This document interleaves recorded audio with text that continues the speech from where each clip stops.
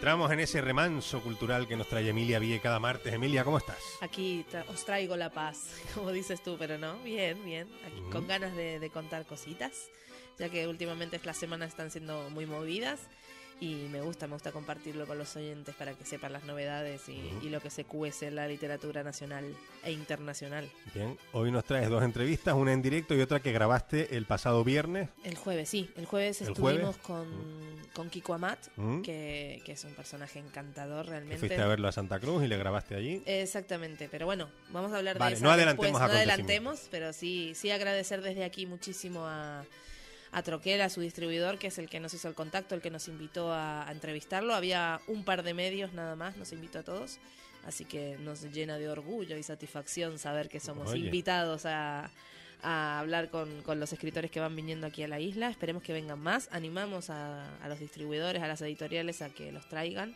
y a los escritores que se animen también a venir.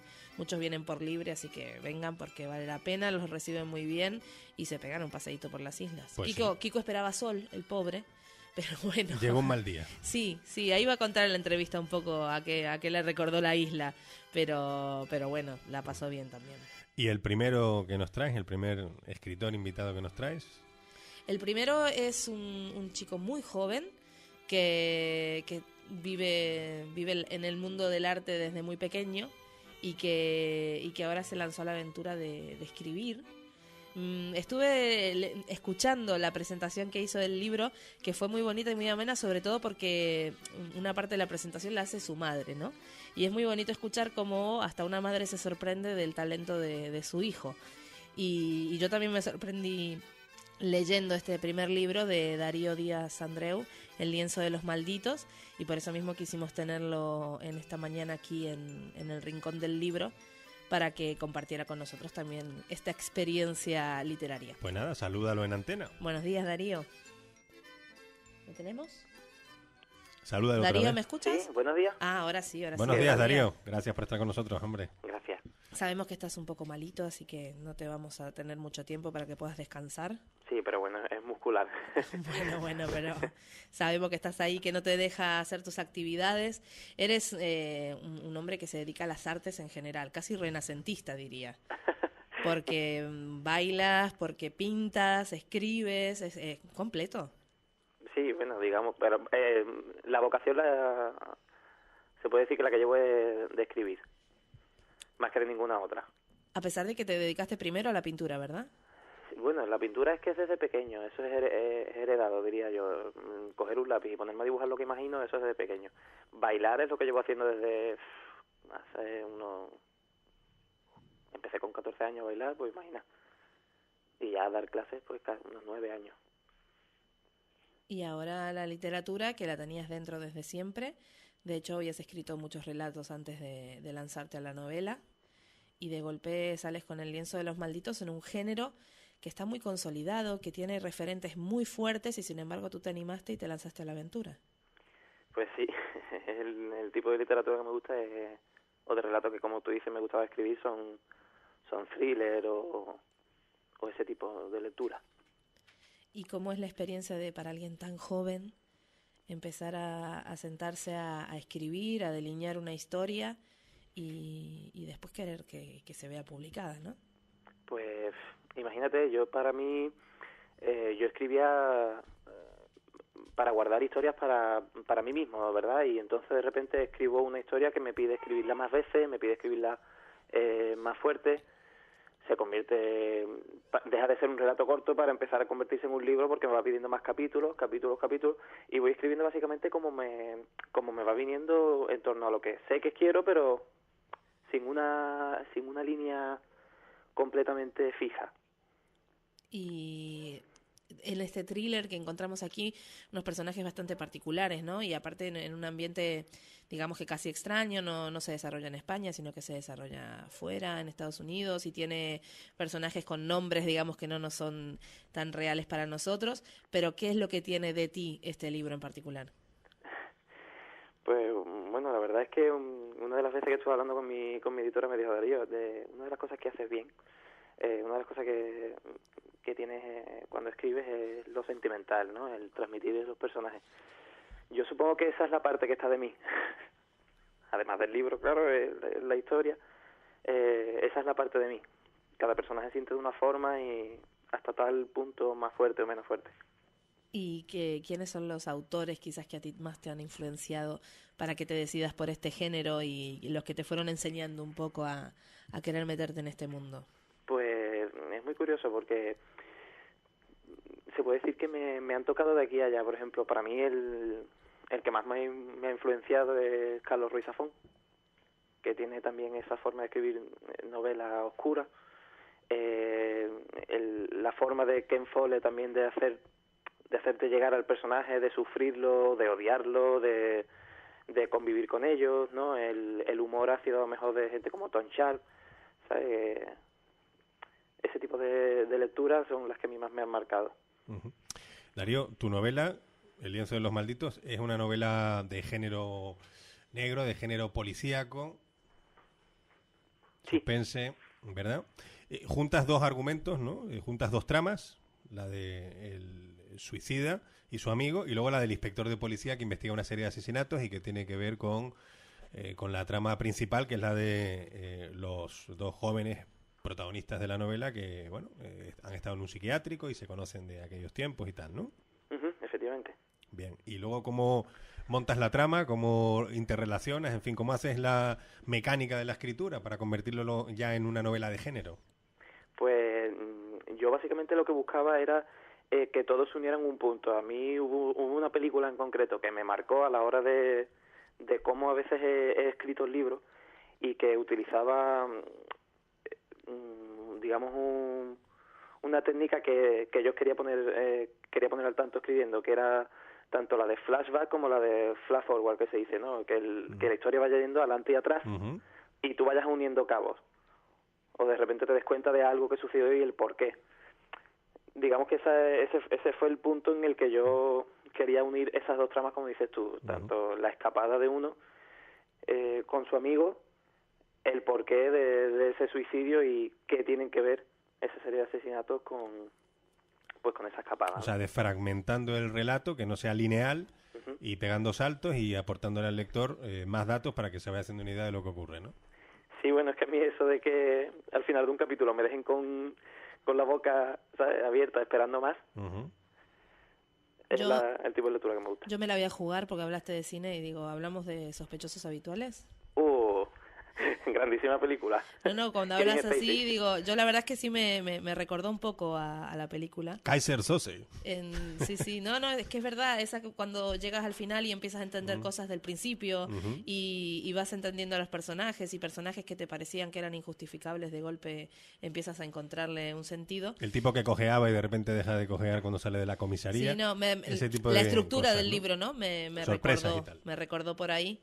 Y como hacías referencia al cine, quizás también, no sé si es una de las películas que te pudo haber influenciado para este libro. Por ejemplo, Pulp Fiction, que hace eso, lo hace muy bien, lo hace increíblemente, ¿sabes? Y a mí eso me marcó. A mí el cine y la música son dos mundos que me vuelven loco, concretamente el cine y el tipo de películas que te tienen vilo. Porque, por ejemplo, Pulp Fiction, estamos hablando de una película de casi 3 horas, pero te tienen vilo porque dices tú, pero ¿y esto por qué pasó? Y vas uniendo personajes y te vas dando cuenta que cada vez lo vas haciendo y ahora quieres saber más de por qué esos personajes están unidos en una misma historia cuando algunos ni siquiera tienen ningún punto en común. O sea, que tu novela es una película que se tiene que hacer, vamos. Está claro, ¿no?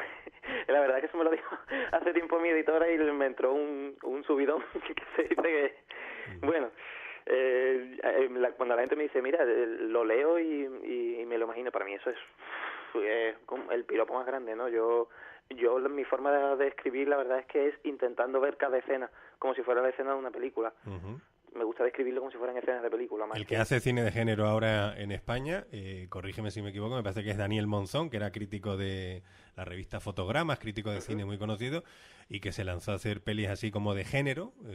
Celda 211 me parece que era de él, que es una peli que está muy bien, que tiene lo mejor del cine de género americano, pero a la española, o sea que igual, mira, le mandas tu libro a Daniel Monzón. ¿Quién sabe? Y que haga una película. Pues mira, tú nunca te imaginabas que ibas a editar tampoco, fue una sorpresa la llamada de la editorial. Sí. Así que también puede ser una sorpresa la llamada del cine, ¿no? Bueno, la verdad, ahora mismo me estáis poniendo lo que es la piel de Me estamos poniendo nerviosos, pobre. de la emoción. Mira, cuéntanos un poco la devolución que estás teniendo de los lectores, porque estás en contacto muy directo con ellos, ¿no? Es lo que hace también las redes sociales ahora. Y te están pidiendo el libro desde países lejanos. Sí. Y cómo es esa experiencia de poder tener la devolución inmediatamente cuando lo terminan de leer.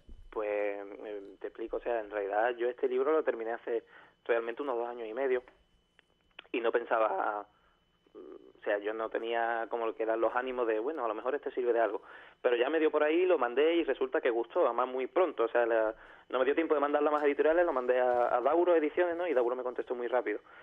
Todo fue muy rápido, hace 5 meses empezamos, ¿sabes? Y hace cuestión de un mes, pues me llega la caja a casa con, mira, esta es tu parte de tus libros, vamos a hacer la presentación, tal, y ya se va a empezar a distribuir por España. Claro, el momento para mí es ponerme al asalto como Superman, sin que me haga falta capa, y entonces, claro, el poco tiempo que ha pasado, desde que tengo el libro, la presentación y demás, no solo no puedo quejarme, sino que ha sido maravilloso, ha sido como un sueño, porque empiezan a escribirte personas que incluso pues no las conoces, pero han llegado a ti de otra manera, han conocido el libro por un amigo, de un amigo, ¿sabes? Se han enterado por internet y te dan su opinión, o te dicen, no esperaba que este personaje hiciera tal, no esperaba que esto se desgranara de esta forma, no esperaba que la historia concluyera aquí, o me ha encantado que tal, ¿sabes? Me ha encantado que tal personaje retome más fuerza. Ese tipo de cosas, te das cuenta de que la gente, ¿sabe? Cuando te habla de esa forma, es que ha vivido el libro. Y yo pienso que los libros son mundos mágicos, ¿no? Cuando un libro se dice que puede ser tu mejor amigo. Y la verdad es que es una experiencia preciosa. ¿Y a partir de ahora qué le depara el futuro a Darío? Pues mira, la verdad es que ahora ya lo que no puedo parar es de escribir. O sea, he encontrado lo que me gusta. Cuelgo relatos cortos, son pequeñas historias porque tengo en la cabeza como una olla a presión con historias, ¿no? Y todas no son tan largas, pero me piden escribirlas, sacarlas del cerebro, y bueno, ahí estoy escribiendo dos novelas más. Una espero terminarla para este año y lo demás son relatos cortos. Tengo más cositas ahí, pero prefiero centrarme porque si no voy a parar. Pues tendremos que estar atentos entonces a lo próximo de Darío. Recordamos el nombre del libro, El lienzo de los malditos, de Editorial Dauro. Aquí en Canarias se puede conseguir sin problema, porque eso es lo bueno también que tiene esta editorial, que está distribuyendo a nivel nacional. Y nada, el que quiera conocer un poco más de esta historia, pues busca el libro y ya se pone también en contacto con Darío, que por las redes sociales también está siempre contestando a sus lectores y pueden vivir la doble experiencia, la de leerlo y la de conocerlo también un poquito más a él. Gracias, Darío. A ustedes. Buenos días, un abrazo. Hasta luego. Bueno, Emilia, y llegamos a la segunda cuestión, sí, al segundo autor. Sí, una pildorita. Agradecer muchísimo a la gente de la editorial, que es la que está siempre ahí pendiente de que no nos falten libros que leer, de que sepamos todas las novedades que ellos tienen. Su community manager es la verdad que un tío encantador, que siempre está ahí mandándome todas las novedades, mandándome los libros, y me tienen un poco malcriada porque cada vez que digo que alguno me gusta me lo envían, así que también agradecer muchísimo al grupo Dauro que está pendiente de nosotros. Muy bien. Kiko Amat es el escritor con el que hablabas el pasado jueves. Exactamente, un personaje... Al hilo de su novela titulada... A ver, esta no es la última es Cienfuegos. Esta fue la que me regaló a mí porque es la que a mí me gustaba. La que has traído hoy es anterior. Sí, vale. esta es un regalo que me hizo Kiko, que me lo firmó, y porque yo le dije que bueno, que Rompepistas no lo había leído y que tenía ganas de leerlo, entonces ahí está. El último de Cienfuegos. Y la verdad es que tiene una manera muy particular de ver la vida, que nos lo cuenta en la entrevista, y que no se lo pierdan porque les va a causar mucha gracia y a su vez también les va a movilizar. Pues vamos a escuchar la conversación que mantenías con él. Kiko Amat, escritor y periodista, muchísimas gracias por estar esta mañana en el Rincón del Libro. Bienvenido a Canarias, que es tu primera vez, ¿verdad? Sí, estoy encantado. Sí, muchas gracias. ¿Qué te parece lo que has visto hasta ahora de la isla? Bueno, me sorprende el microclima. Estoy todo el rato quitando y poniendo prendas, como si fuera un baile de máscaras veneciano. Ahora calor, ahora frío y aparte no puedo evitar pensar como si estuviera en Latinoamérica. No sé, todo el rato pienso en Caracas. O sea, ahí hay una mezcla rara que me retrotrae a cuando estuve en Centroamérica también, o en el DF. O sea, si no me concentro en que estoy... Hay una parte que me recuerda mucho a ciudades así que he visitado, pero también una parte andaluza extraña, o sea que hay una mezcla rara. Me parece que estoy en América y de golpe recuerdo que estoy aquí, y de golpe estoy como si estuviera en el Puerto Santa María y es... No sé muy bien dónde estoy. Bueno, eso quiere decir que te supimos transmitir el calor y la cantidad de culturas que hay mezcladas aquí. Claramente no es la misma cultura que la peninsular. Me parece exótico, no sé. Bueno, quizás tú tienes una sensibilidad especial que también demuestras en tus libros, que hace que captes todo esto que hay en el ambiente, y tus novelas lo reflejan, porque en todas ellas nos encontramos con personajes muy bien construidos y que transmiten vivencias que para ellos son muy directas y muy personales. En esos personajes de cada novela tuya, ¿qué hay de ti? Me alegra que me haga esa pregunta. En algunos casos, como por ejemplo Eres el mejor Cienfuegos,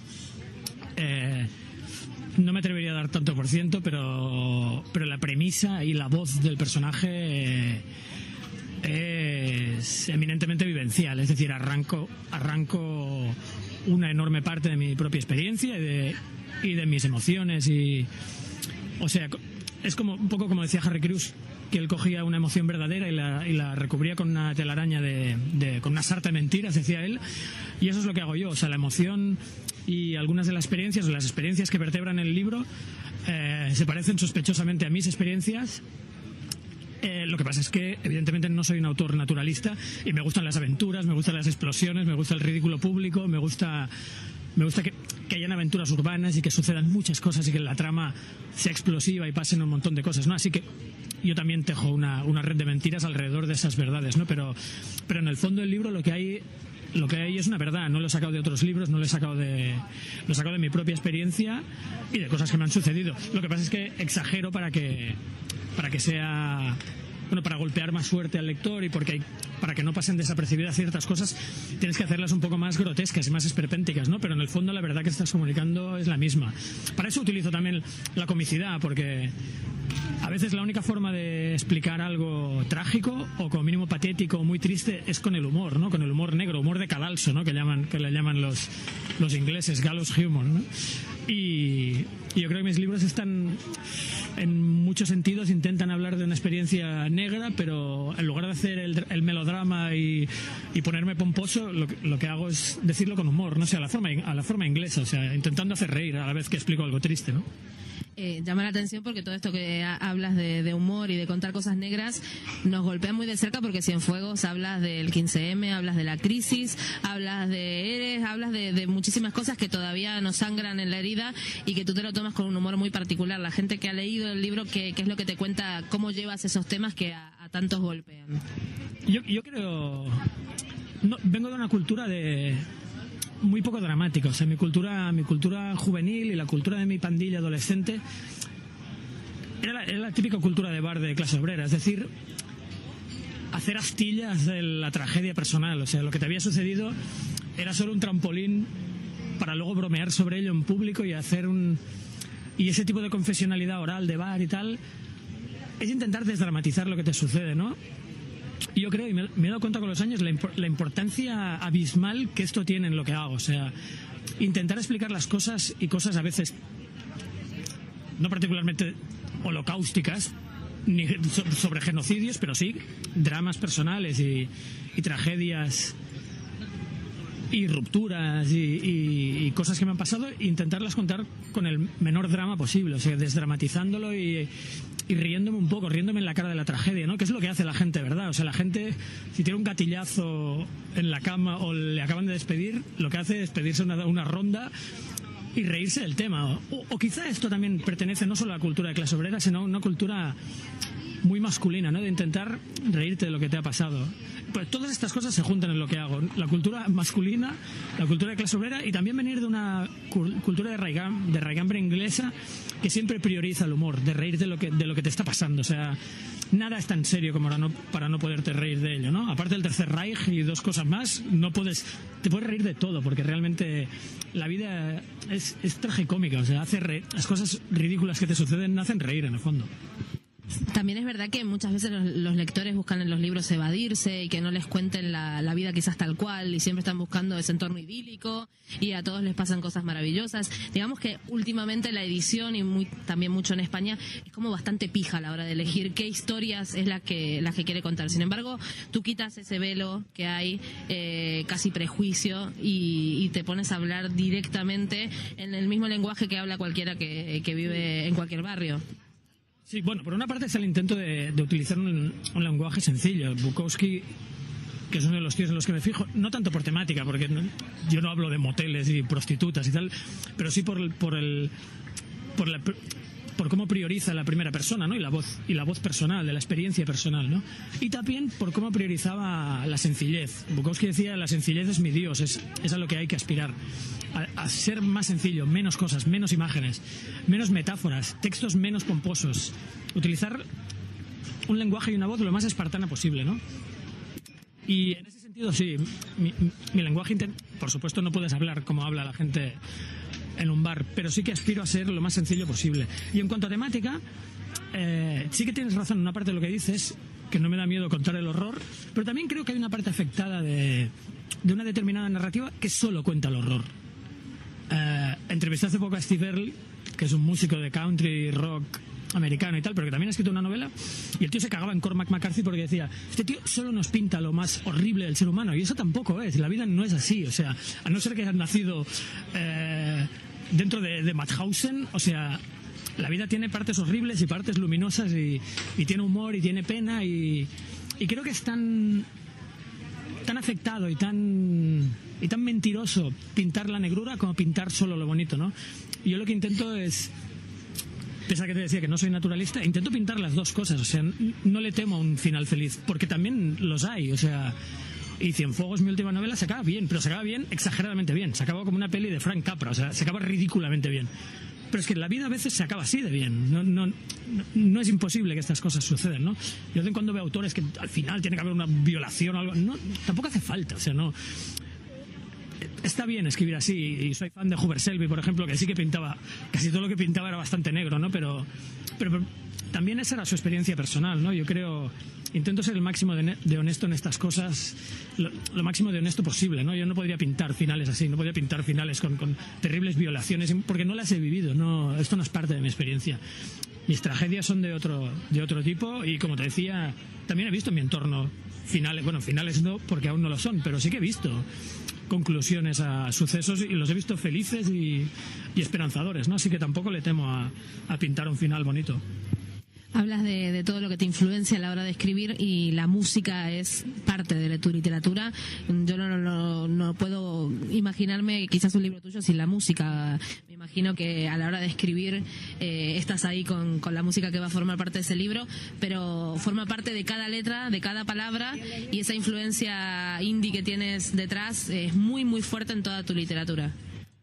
Sí, pero luego hay una tendencia de esto también con la que no me identifico en absoluto, y que estoy viendo en los últimos años que se agudiza cada vez más, y que es la sobrereferencialidad. O sea, libros que todo el rato están soltando referencias a discos y pelis y otros libros, y sobre todo también mucho música, ¿no? Música y cine, y tampoco me gusta el camino que está tomando esto. Hay libros que parecen extensos catálogos de gustos personales de sus autores, ¿no? Y aunque a veces por defecto en alguno de mis libros ha habido algún fragmento que se acercaba peligrosamente a esto, lo considero como un defecto terrible, y no lo considero como algo. Te hablo de referencia, no de influencia. Yo sí tengo una gran influencia musical, vengo del rock and roll y la música pop, o sea, esa fue mi educación primordial. Evidentemente en mi infancia también leí mucho, pero mi catarsis fue primordialmente musical. Pero eso te influencia en muchas cosas, te influencia en cuanto a visión, y en cuanto a ritmo, en cuanto a idea. Si el pop tiene algo, sobre todo es la particularidad y la posibilidad de explicar cosas complejas y emociones profundas con el mínimo de material posible. El máximo de corto, palabras sencillas, explicar una historia breve en 2 minutos y medio, ese es lo que yo considero valioso como aprendizaje en el pop. Querer contar cosas grandes con menos herramientas, ¿no? Y en ese sentido mis libros sí que intentan hacer esto. Intentan contar cosas grandes y graves sin ser pomposo y utilizando pocos recursos. Pero no es tan así en la referencialidad y en el estar todo el rato hablando de discos. Creo que esto, cuando lo he hecho, y a veces me lo han comentado como un atributo, siempre digo que es un terrible defecto, o sea, que intento huir y si me sale por error, o sea, no... Y por ejemplo veo libros míos como el segundo, Cosas que hacen boom, que lo veo, hay un exceso de referencialidad. Me arrepiento un montón de haber puesto tantas referencias, pero luego veo que hay muchos lectores a los que les gusta, ¿no? Pero yo lo veo como un defecto personal a corregir. Cuando reviso mis libros, intento quitar todas las referencias posibles y las que quedan, y he aprendido con los años en Rompepistas ya lo hice, en Cienfuegos también volví a repetirlo, que es esqueletizar esto, dejar las mínimas referencias posibles y las que hayan que vengan muy a cuento, o sea, tiene que venir muy a cuento y tiene que explicarse lo mínimo posible. Si sale una canción, sale por algo y porque cuenta algo, pero no se hable del autor, no se hable del disco, no se habla de... Estos libros que cada 2 por 3 hay una biografía de un músico y tal me irritan, no como los de Chabón o gente así que todo el rato te está contando, no sé, yo para esto ya he leído muchos ensayos de música pop, no quiero que en narrativa me estén contando todo el rato biografías de artistas, ¿no? Otra influencia grande que hay en tus libros es la cultura anglosajona. Tú te fuiste a Londres y encontraste algo que fue lo que te hizo quien eres y te ayudó a dibujar a este Quique Obamat que ahora nos escribe, y esa cultura está muy puesta dentro de cada uno de tus libros. Sí, pero esto, mi anglofilia precede todo lo conocido, o sea, la tengo desde que tengo uso de razón, y esto no... Parece que me lo he inventado para justificar mi biografía y mi amor a la música pop, pero mi anglofilia es preconocimiento de música pop. Es de quinto de GB, no sé, es cuando empecé. Algo había en su mundo y en su universo que hizo sonar alguna tecla en mi interior, ¿no? Y ahora empiezo a comprender por qué y tal, pero en el momento fue algo completamente lo sentí como algo completamente natural en sexto de GB ser anglófilo. En aquella época no lo llamaba así, pero todo lo que me gustaba era inglés. Me gustaba Conan Doyle, me fascinaba Jack el Destripador, Sherlock Holmes y las novelas de aventuras ingleses, en la época victoriana. Todo esto sin ponerle nombre aún, era lo que más me gustaba en el mundo, y me imaginaba me creé un mundo ficticio, ¿no? Que para mí era más real que el mundo real. Luego he vivido muchos años en Inglaterra y tal, me he dado cuenta que muchas cosas sí que se correspondían a lo que imaginaba y que otras cosas eran pura ficción infantil, ¿no? Pero sí, soy anglófilo, y soy anglófilo desde que era un niño. Para mí es una parte tan mía, la anglofilia me ha acompañado siempre desde que recuerdo, ¿no? Desde que era un niño, o sea, y luego ya las piezas en el puzzle acabaron de encajar cuando conocí la música pop como adolescente, ¿no? A los 14, y también era de raigambre inglesa, ¿no? Y conocí las subculturas inglesas y los mods y los skins y los punks y tal, y eso acabó de justificar, o sea, encima esto, o sea, esto también es inglés, es increíble. Pero bueno, soy anglófilo, mi espíritu es anglófilo, pero soy de Barcelona, del Estarrat de Barcelona, claramente, y eso es una parte igualmente importante de mi bagaje. Mucha gente que quizás no te conoce, que no conoce tus libros, que no te oyó nombrar, ahora escuchándote aquí en el Rincón del Libro, quizás empieza a buscar ese interés por tus libros. Échanos nada más que una puntita que se van a encontrar, por ejemplo, cuando abran Cienfuegos, que es el último libro que has publicado. Bueno, Cienfuegos, yo me lo planteé desde el principio como una historia, como la historia de una caída y una redención. O sea, desde el principio claramente quería que fuera una historia en plan caída y auge de Reginald Perrin. O sea, un tío en pleno derrumbe moral y corrupto espiritualmente. Él es un periodista de 40 años. Es un libro que va sobre la crisis de los 40, ¿no? Sobre las cosas terribles que los hombres hacen cuando les entra esta infantilización, por lo que sea, por terror al futuro, por miedo a la paternidad, por cualquier cosa, ¿no? Y aparte Cienfuegos, que es mi protagonista, también arrastra otros tipos de corrupciones laborales ya desde hace tiempo y tal, escritor fracasado, etcétera. Y bueno, es el explicar cómo cae este hombre y cómo se salva, ¿no? También es la historia de un indulto, de la posibilidad de un indulto. Como hay una posibilidad de salvarse y volver a ser la posibilidad de hombre que había sido, ¿no? Una mejor versión de ti, ¿no? Y Cienfuegos ha llegado a su peor versión de sí mismo, y luego en el libro quiero salvarle, o sea, y quiero demostrar que puede ser indultado, ¿no? Yo creo que esa es un poco lo que define el libro, la posibilidad del indulto de un hombre en caída libre, ¿no? En tus libros has tocado a muchas generaciones, la de los 20, 30, 40 años, la adolescencia. ¿Lo próximo, libro infantil o ya nos vamos a la tercera edad? Tengo la adolescencia en carne viva, me acuerdo perfectamente de todas las sensaciones que sufrí, de cada detalle, de todo lo que me sucedió con mis amigos y tal. Así que para mí es una fuente inestimable de materia narrativa, ¿no? Mi próximo libro no irá de adolescentes. Ya lo tengo pensado y tengo pensado de qué irá, pero volveré a hablar de adolescentes seguro, porque es algo. Mi mujer siempre dice que escribo porque no cicatrizo, ¿no? Hay gente que cicatriza y no tiene necesidad de escribir, ¿no? Pero yo, en cambio, cosas que me han pasado y tal, las tengo. Las heridas están tan abiertas como cuando tenía 17, ¿no? Así que seguro que volveré a la adolescencia, tarde o temprano. Es un lugar natural en el que acabar. Pues Kiko, muchísimas gracias por estar esta mañana con nosotros. Vas a estar ahora firmando para tus lectores. Esperemos que vuelvas pronto a Canarias, que te des una vueltita un poquito más larga y puedas conocer más sitios. Y esperamos prontito tener ese nuevo libro para seguir disfrutando de tu literatura. Muchísimas gracias. Gracias. ¿Estaré firmando o no firmando? O no lo sé. Seguro que sí, porque aquí en Canarias, por lo menos, cuando vienen autores siempre nos gusta... No fanatismo, pero sí acogerlos y que se sientan bien para que, sobre todo, les den ganas de volver, que es lo más importante. Muy bien, Emilia, ahí te he visto haciendo casi de agente turística, Sí, es que, convenciendo a es que es verdad, los porque clientes. después lo hablábamos off the record con Kiko, ¿no? Que ¿por qué cuesta tanto que venga alguien aquí a presentar sus libros? Y bueno, es que para una editorial es un desembolso importante traer a un escritor. Para un distribuidor pasa lo mismo. Y para un escritor en particular también. Entonces quizás, claro, ante la duda de si voy a ir y resulta que no viene nadie, y presento y no aparece nadie, y cosas así, que le ha pasado a muchísimos escritores también, ¿eh? Ojo, yo me acuerdo de una presentación de María Dueñas, donde éramos 5.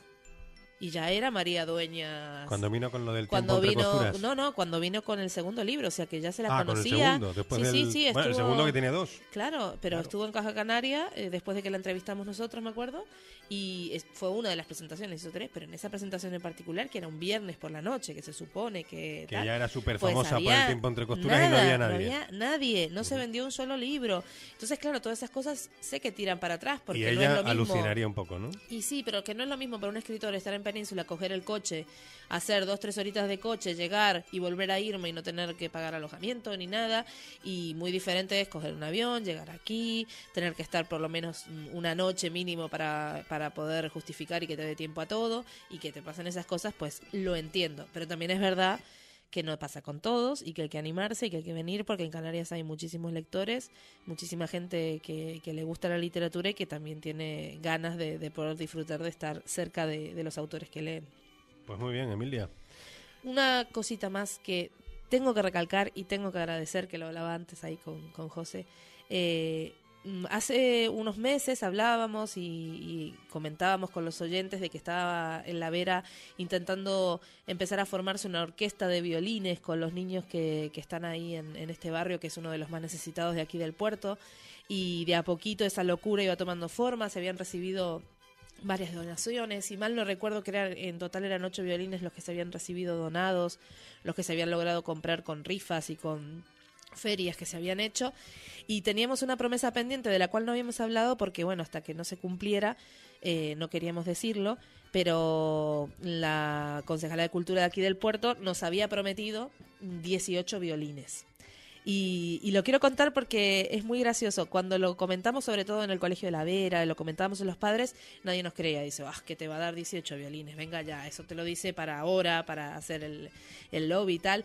Y así estuvimos, fueron casi 2 meses esperando porque, bueno, había que sacar el presupuesto, había que ver de dónde se sacaba ese dinero, había que encargar los violines y fue toda una historia en la cual hubo varios momentos donde un poco nos desanimamos y lo dimos por perdido, pero sin embargo Verónica González siguió ahí firme y cumplió su promesa, y el viernes fui la encargada de ir a la Orotava y cargar en mi coche los 18 violines que fueron directamente a La Vera a ser afinados y arreglados para que mañana los niños del Colegio de La Vera, que ya estaban estudiando con los poquitos violines que tuvieran, cada uno pudiera tener su violín para hacer el el cierre del año escolar en su colegio. Así que desde aquí yo aplaudo porque todavía hay gente que cumple sus promesas y esos chicos que iban a pasar quizás un verano como todos en la calle y sin demasiada contención, pues ahora van a poder estar ahí tocando su violín y disfrutando de la música, que es lo que tienen que hacer para que se puedan realmente formar y estar protegidos como tienen que estar. Estupendo. Yo contenta. Muy bien. Pues Emilia, el próximo martes aquí con más Rincón del Libro y el jueves Sexo en la Luna a las 9 de la noche. Como cada jueves. Muy bien. Gracias, Emilia. Hasta la semana Buena que viene. semana. Las 11.